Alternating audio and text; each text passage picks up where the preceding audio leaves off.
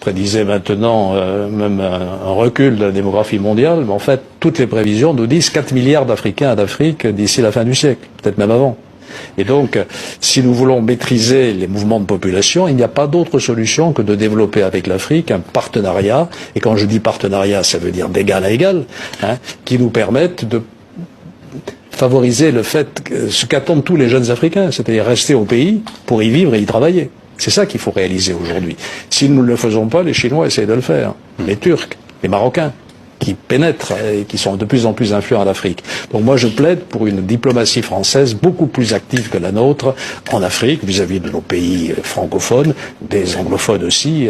Sachant que la France-Afrique, maintenant, est un peu supplantée par la Chine-Afrique, la Turque-Afrique, la Maroc-Afrique, etc., etc. Le Maroc, c'est l'Afrique encore. Oui, mais c'est fait exprès, parce que le Maroc, c'est l'Afrique, mais le Maroc qui s'investit en francophone, en Afrique francophone, est en train de faire quelque chose d'absolument extraordinaire. Ce sont des concurrents par rapport à la France qui sont très forts.